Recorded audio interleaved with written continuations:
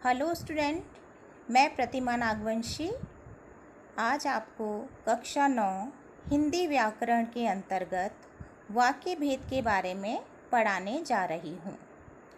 वाक्य भेद पढ़ने से पहले सबसे पहले हमें वाक्य की परिभाषा के बारे में हम जानेंगे कि वाक्य की परिभाषा क्या है।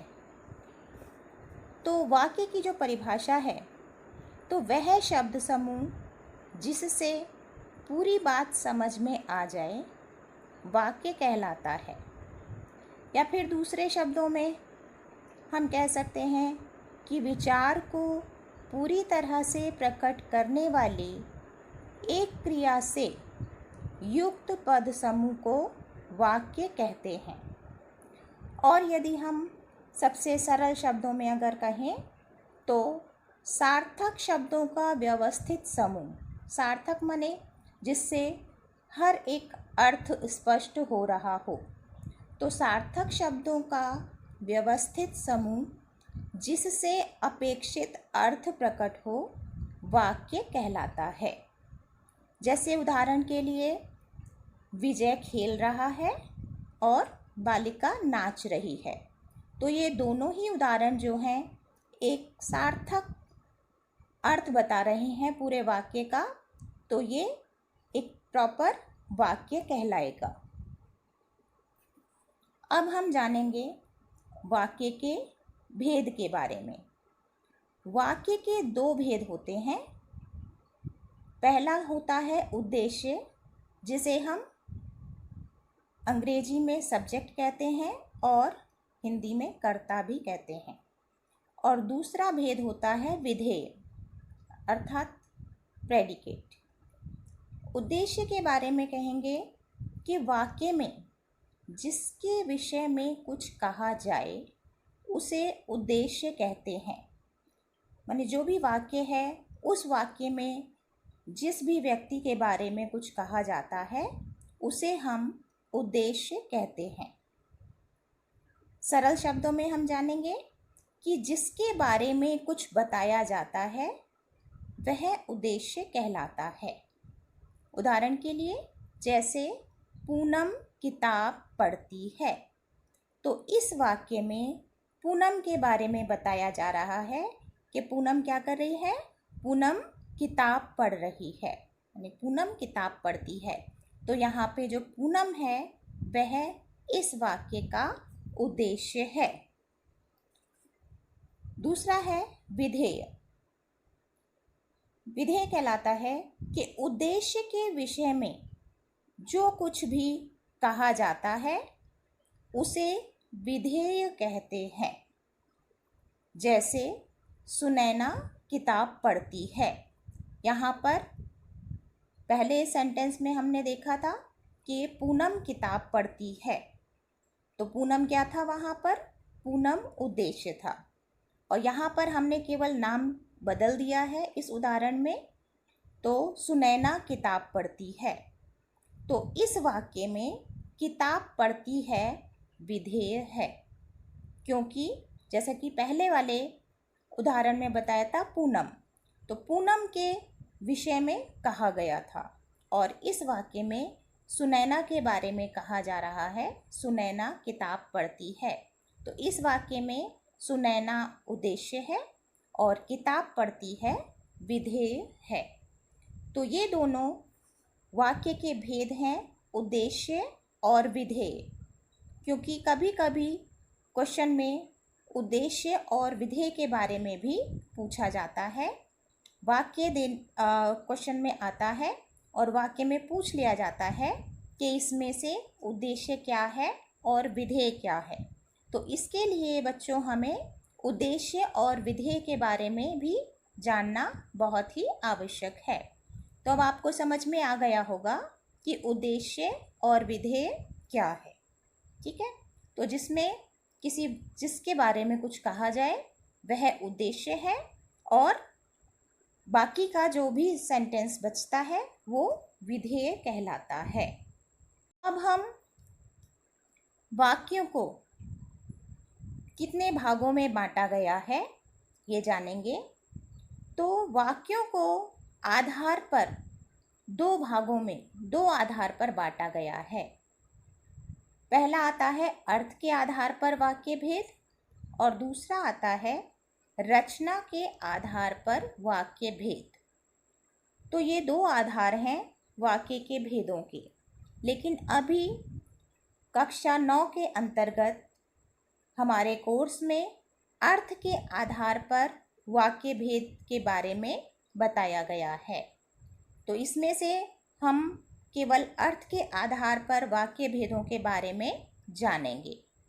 तो अर्थ के आधार पर जो वाक्यों के भेद हैं वो 8 प्रकार के हैं और वो वाक्य भेद हैं। पहला है विधानवाचक वाक्य, दूसरा है आज्ञावाचक वाक्य, तीसरा है निषेधवाचक वाक्य, चौथा है प्रश्नवाचक वाक्य, पांचवा है विस्मयादि वाचक वाक्य जिसको विस्मयादि बोधक भी कहा जाता है, छठा है इच्छावाचक वाक्य, सातवां है संदेहवाचक वाक्य और आठवां है संकेतवाचक वाक्य। तो अर्थ के आधार पर वाक्यों के भेदों की संख्या 8 है और इन 8 वाक्य भेदों के नाम हमें याद रखने हैं और आगे हम हर एक वाक्य भेद के परिभाषा और उसके उदाहरण के बारे में जानेंगे। तो सबसे पहला वाक्य भेद है विधानवाचक वाक्य। जिस वाक्य में किसी क्रिया के होने की सूचना दी गई हो वह विधानवाचक वाक्य कहलाता है। या फिर हम ये भी कह सकते हैं इसके नाम के अनुसार, जैसे जो विधि का विधान हो जिसे हम यूनिवर्सल ट्रुथ भी कहते हैं, तो वो सभी वाक्य, उनसे रिलेटेड सभी वाक्य विधानवाचक वाक्य के अंतर्गत आते हैं। जैसे उदाहरण के लिए चीनी मीठी होती है, तो ये बिल्कुल फैक्ट है कि चीनी मीठी होती है, तो ये विधानवाचक वाक्य कहलाएगा। दूसरा, मैंने चित्र भी यहाँ पर दिखाए हैं और चित्र के अनुसार ही वाक्य भी यहाँ है। दूसरा है सूरज पूरब से उगता है, तो ये यूनिवर्सल ट्रुथ है, तो ये भी विधानवाचक वाक्य के अंतर्गत आएगा। तीसरा है दूध उजला होता है, उजला से मतलब सफ़ेद, तो दूध उजला होता है। और चौथा है राम अयोध्या के राजा थे। तो ये चारों ही बातें जो हैं विधानवाचक वाक्य के अंतर्गत आती हैं। तो ये चारों वाक्य विधानवाचक वाक्य कहलाएंगे। ठीक है, तो आ गया समझ में कि विधानवाचक वाक्य क्या है। जिस वाक्य में क्रिया के होने की सूचना दी गई हो वह विधानवाचक वाक्य कहलाता है। अब दूसरा आता है आज्ञावाचक वाक्य। जैसा कि नाम से ही हमें समझ में आ रहा है कि जिस वाक्य में किसी को आज्ञा दी गई हो, आदेश दिया गया हो या निवेदन किया गया हो या फिर प्रार्थना की गई हो वह आज्ञावाचक वाक्य कहलाता है। उदाहरण है तुम बैठ जाओ, यानी कि हम आज्ञा दे रहे हैं या आदेश दे रहे हैं कि तुम बैठ जाओ। दूसरा उदाहरण है कृपया खड़े हो जाइए, यहाँ पर हम निवेदन कर रहे हैं। तीसरा उदाहरण है कृपया आप सब शांत रहें। चौथा उदाहरण है हे प्रभु रक्षा कीजिए। तो ये चारों उदाहरण आज्ञावाचक वाक्य के। तीसरा आता है निषेधवाचक वाक्य। निषेध का अर्थ होता है मना करना, अर्थात जिस वाक्य में किसी क्रिया के ना होने का बोध हो, यानी कि जहाँ पर कोई काम नहीं होने का बोध होता है वह निषेधवाचक वाक्य कहलाता है। उदाहरण जैसे अंश विद्यालय नहीं जाएगा। यहाँ पर नहीं आ गया, नहीं शब्द निषेधवाचक शब्द है और वाक्य में निषेधवाचक शब्दों का प्रयोग होता है तो वह सभी निषेधवाचक वाक्य के अंतर्गत आते हैं। रात में बिजली नहीं रहती है। तीसरा उदाहरण है उसने बात तक नहीं की। चौथा उदाहरण है गोलू पाठ नहीं पढ़ता है। तो यहाँ पर आपने चारों उदाहरणों में देखा कि चारों में नहीं शब्द का प्रयोग किया गया है, अर्थात निषेधवाचक शब्द का प्रयोग किया गया है, इसलिए ये सभी वाक्य निषेधवाचक वाक्य कहलाएंगे। चौथा आता है प्रश्नवाचक वाक्य। प्रश्न, जैसा कि नाम से पता चल रहा है, प्रश्न करना। जब भी हम कोई प्रश्न करते हैं या फिर किसी भी वाक्य के अंत में जब प्रश्न सूचक शब्द का प्रश्न सूचक चिन्ह का प्रयोग हो तो वह प्रश्नवाचक वाक्य कहलाता है। तो जिस वाक्य में किसी से कोई प्रश्न किया जाए, जब हम किसी से कोई भी प्रश्न करते हैं, कोई भी क्वेश्चन पूछते हैं तो वो प्रश्नवाचक वाक्य कहलाता है। और इन सभी वाक्यों की खासियत होती है कि इन वाक्यों के अंत में प्रश्न सूचक चिन्ह लगा होता है। जैसे तुम्हारा नाम क्या है। दूसरा उदाहरण, क्या आप रायगंज में रहते हैं। तीसरा उदाहरण, आप क्या खाना पसंद करेंगे। और चौथा उदाहरण है स्वास्थ्य अब कैसा है। तो यहाँ पर चारों ही उदाहरणों में प्रश्न किया जा रहा है, प्रश्न पूछा जा रहा है, तो ये सभी उदाहरण प्रश्नवाचक वाक्य के अंतर्गत आएंगे। इसके बाद में पांचवा वाक्य भेद आता है विस्मयादि वाचक वाक्य, जिसको हम विस्मयादि बोधक वाक्य भी कहते हैं। जिस वाक्य में विस्मय आदि का भाव हो, विस्मय अर्थात आश्चर्य, यानी एकदम से आश्चर्यचकित होना, तो उसे विस्मय कहा जाता है। तो जिस वाक्य में विस्मय आदि के भाव प्रकट हों वह विस्मयादि बोधक वाक्य कहलाता है। जैसे अरे इतने बड़े हो गए। यहाँ पर अरे जो शब्द है वो विस्मयादि वाचक शब्द है। विस्मयादि वाचक शब्दों के बाद में हमेशा विस्मयादि बोधक चिन्हों का प्रयोग होता है।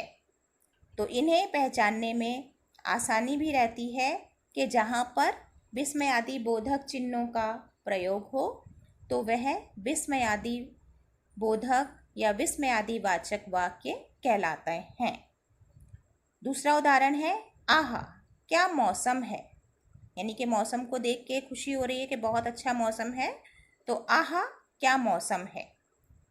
तीसरा है दत्त मुंह नोच लूँगा, माने लड़ाई जैसा वातावरण हो रहा है। तीसरा है हाय मैं तो डर ही गई, यानी कि यहाँ पर भी आश्चर्य एकदम से प्रकट हो रहा है। तो ये सभी छठा वाक्य भेद है इच्छावाचक वाक्य। इच्छा, जैसा कि नाम से ही समझ में आ रहा है कि मन में विभिन्न प्रकार की इच्छा उत्पन्न होना। वो इच्छा अपने लिए भी हो सकती है, किसी दूसरे के लिए भी हो सकती है। तो जिस वाक्य में किसी की मनोकामना, मंगल कामना या आशीर्वाद प्रकट हो वह इच्छावाचक वाक्य कहलाता है। उदाहरण के लिए जैसे काश मेरे भी पंख होते। तो यहाँ पर खुद के लिए इच्छा प्रकट हो रही है मन में कि काश मेरे भी पंख होते तो मैं आकाश में उड़ सकती। दूसरा उदाहरण है, आपकी यात्रा मंगलमय हो, माने हम दूसरे के लिए उसकी यात्रा की मंगल कामना कर रहे हैं। तीसरा उदाहरण है, ईश्वर तुम्हें दीर्घायु करे। दीर्घायु का मतलब है लंबी आयु प्रदान करना। तो हम दूसरे के लिए ईश्वर से प्रार्थना कर रहे हैं कि ईश्वर तुम्हें लंबी आयु प्रदान करे। चौथा उदाहरण है, नव वर्ष की बधाइयाँ, यानी हम दूसरे के लिए नए वर्ष की बधाइयाँ की इच्छा कर रहे हैं। तो ये सभी वाक्य इच्छावाचक वाक्य के अंतर्गत आते हैं। इसके बाद में 7वां भेद है संदेहवाचक वाक्य। संदेहवाचक माने मन में किसी भी प्रकार का संदेह होना, अर्थात जिस वाक्य में किसी कार्य के होने में संदेह हो वह संदेहवाचक वाक्य कहलाता है। यानी कि हमें मन में पूर्ण संतुष्टि नहीं है कि हाँ ये काम हो गया होगा या नहीं हुआ होगा, माने मन में थोड़ा सा संदेह है तो वो संदेहवाचक वाक्य कहलाता है।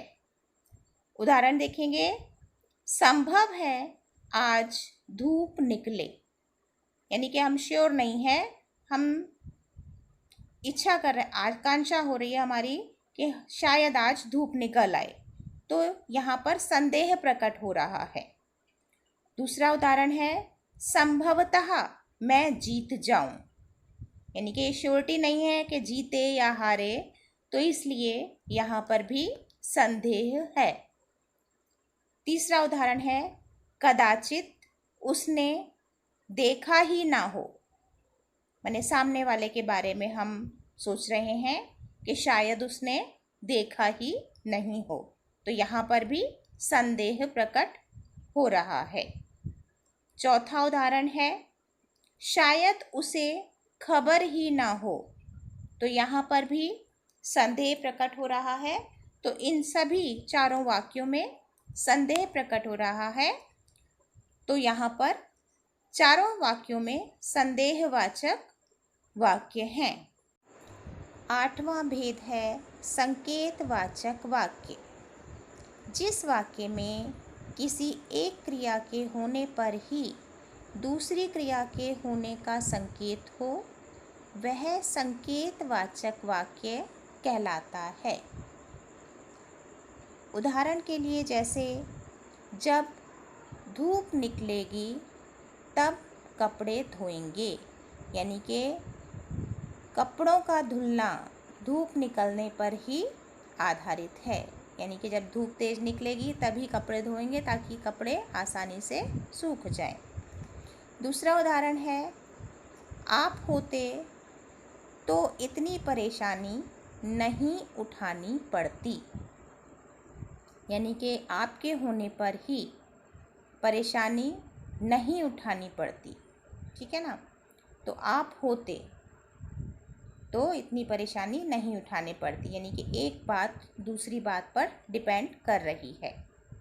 ऐसे ही तीसरा उदाहरण है, यदि तुम बुलाते तो मैं ज़रूर आता, यानी कि तुम्हारे बुलाने पर ही उनका आना डिपेंड करता है।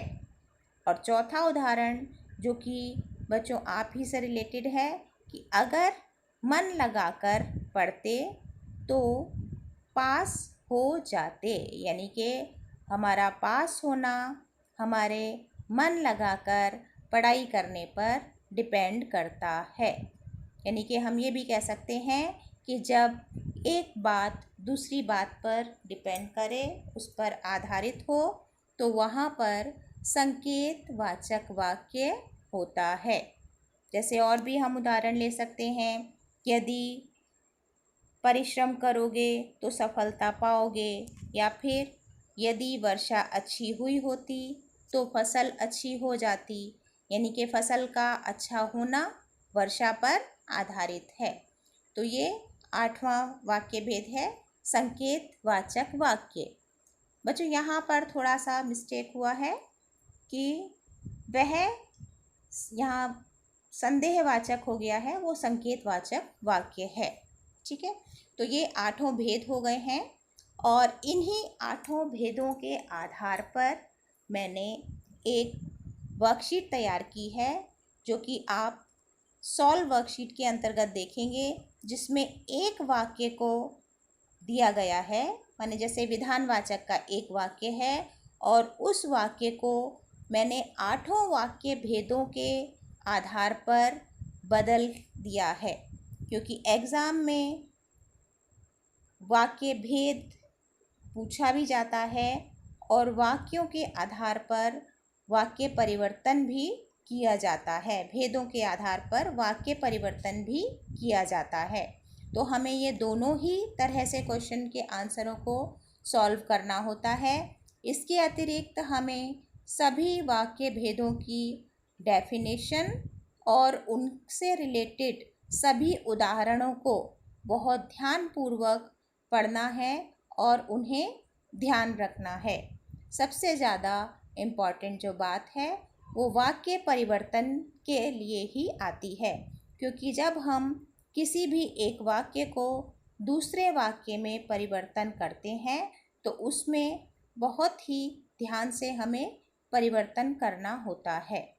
तो बच्चों, ये था हमारा वाक्य भेद का चैप्टर, जो कि अर्थ के आधार पर वाक्य भेद हमारे चैप्टर का नाम था। तो ये चैप्टर हमारा कंप्लीट होता है, तो इसको आप ध्यान से करेंगे और उसके साथ ही अपनी वर्कशीट भी सॉल्व करेंगे। धन्यवाद।